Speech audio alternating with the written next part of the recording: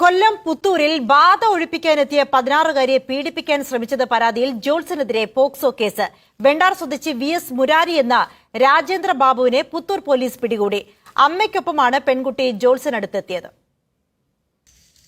അമ്മയെ പുറത്തിരുത്തി പെൺകുട്ടിയെ മുറിയിലേക്ക് കൂട്ടിക്കൊണ്ടുപോവുകയും കടന്നുപിടിക്കുകയുമായിരുന്നുവെന്നാണ് പോലീസിന് നൽകിയ പരാതിയിൽ പറയുന്നത്. ബാധ ഒഴിപ്പിക്കൽ ഒറ്റയ്ക്ക് വേണമെന്നായിരുന്നു ജോൾസിന്റെ ആവശ്യം. നിലവിളിച്ച് ബഹളം കൂട്ടിയ പെൺകുട്ടി പുറത്തേക്ക് ഓടി രക്ഷപ്പെട്ടു. നാട്ടുകാർ ഓടിയെത്തിയപ്പോഴേക്കും പിൻവാതിലിലൂടെ ജോൾസൻ കടന്നു. പിന്നീട് പോലീസ് നടത്തിയ തിരച്ചിലിൽ ഭരണിക്കാവിലെ ഫ്ളാറ്റിൽ നിന്നാണ് പിടിയിലാകുന്നത്. കൊട്ടാരക്കര വെണ്ടാറിലെ വീട്ടിൽ തന്നെയാണ് ജ്യോതിഷാലയം. വി രാജേന്ദ്രബാബു എന്ന ശരിയായ പേരുമാറ്റി മുരാരി തന്ത്രി എന്ന പേരിലായിരുന്നു ജ്യോത്സ്യ പ്രവർത്തനങ്ങൾ. സോഷ്യൽ മീഡിയയിലും താരമാണ് മുരാരി തന്ത്രി.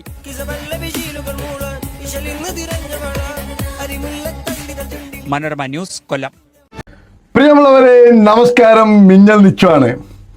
എല്ലാ മതക്കാരത്തും പറയാം, അത് മുസ്ലിം ആയിക്കോട്ടെ, ഹിന്ദു ആയിക്കോട്ടെ, ക്രിസ്ത്യാനികളായിക്കോട്ടെ, മതമില്ലാത്തവനായിക്കോട്ടെ, ആരും ആയിക്കോട്ടെ, ഈ ബാധ ഒഴിപ്പിക്കുന്നതൊക്കെ സിനിമയിൽ മാത്രമേ കാണുന്നുള്ളൂ. അത് ജീവിതത്തിൽ ആർക്കും ബാധ കയറിയിട്ടൊന്നുമില്ല. ചിലപ്പോൾ പറയുമ്പോൾ മെൻ്റൽ ഡിപ്രഷൻ കൊണ്ടാ, അല്ല ഈ ഈ എന്ത് സമയത്തുള്ള തെറ്റത് കൊണ്ടാ, എന്തെങ്കിലും കൊണ്ടായിരിക്കും. ഈ കാലത്തൊന്നും ബാധയില്ല. പണ്ടത്തെ കാലത്തൊക്കെ ഈ ഇരുട്ട് വെളിച്ചം വരുന്നതിനേക്കാളും മുമ്പ് ഈ ശൈത്താനും ഇബിലീഷും കാര്യങ്ങളൊക്കെ അങ്ങനെ പറഞ്ഞുകൊണ്ട് നടക്കുന്ന സമയമാണ്. ഈ സമയത്ത് ഇന്ത്യ സിനിമയിൽ മാത്രമേ ഉള്ളൂ. അതുകൊണ്ട് ഏത് ധൈര്യത്തിലാണ്, എന്തിൻ്റെ പേരാണ് ഈ അമ്മ ഒറ്റയ്ക്ക് വിട്ടത്? ഒരുപാട് മതത്തിലായാലും ഒരുപാട് ജാതിയിലായാലും ഒരുപാട് തങ്ങന്മാർ എന്ന് പറഞ്ഞിട്ടും, പിന്നെ ഈ അച്ഛൻ എന്ന് പറഞ്ഞിട്ടും, ഈ സ്വാമി എന്ന് പറഞ്ഞിട്ടും, ഈ കബഡി നിരത്തുന്നതും ഒരുപാട് ആൾക്കാർ കപട വിശ്വാസികൾ നിൽക്കുക അവന്മാരെ പറയൽ. അതുകൊണ്ട് അവന്മാരൊന്ന് പണിയെടുക്കാതെ ഇങ്ങനെ ആൾക്കാരെ പറ്റിച്ചും ഒരുപാട് പണം ഇതാക്കിച്ചും എക്സസൈസ് ഒന്നും ചെയ്യാതെ അവരെ കൊളുപ്പം അങ്ങോട്ട് കയറും. അത് വികാരത്തിലോട് തീർക്കും.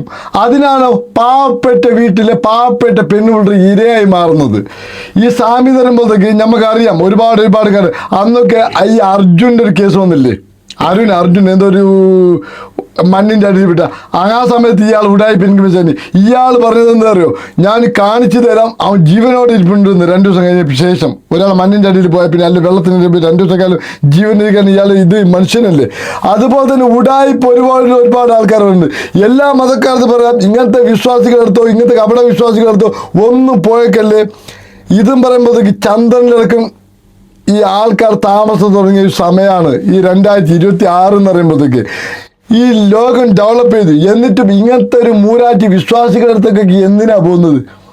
അതാണ് ഈ കൊണ്ടുപോകുന്ന ആൾക്കാർക്കാണ് കർണക്കുറ്റി അടിച്ചു പൊട്ടിക്കുന്നത്.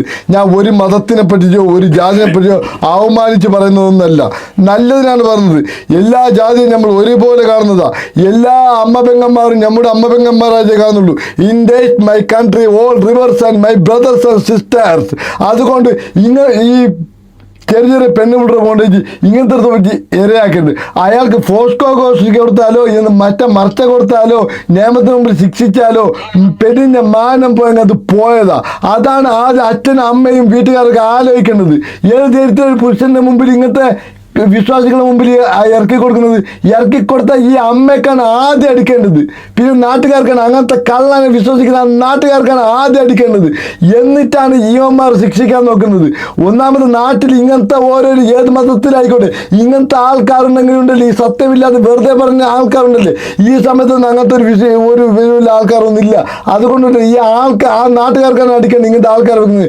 ഏത് നാട്ടിൽ കേരളത്തിൽ എങ്ങനെ ആൾക്കാർ അങ്ങനത്തെ ഉണ്ടോ ആ നിയമത്തിന് മുമ്പിൽ വഹിപ്പിക്കുക, അല്ലെങ്കിൽ നാട്ടുകാരെ വഹിപ്പിക്കുക. നാട്ടുകാരെ ബാധ്യതയാണത്.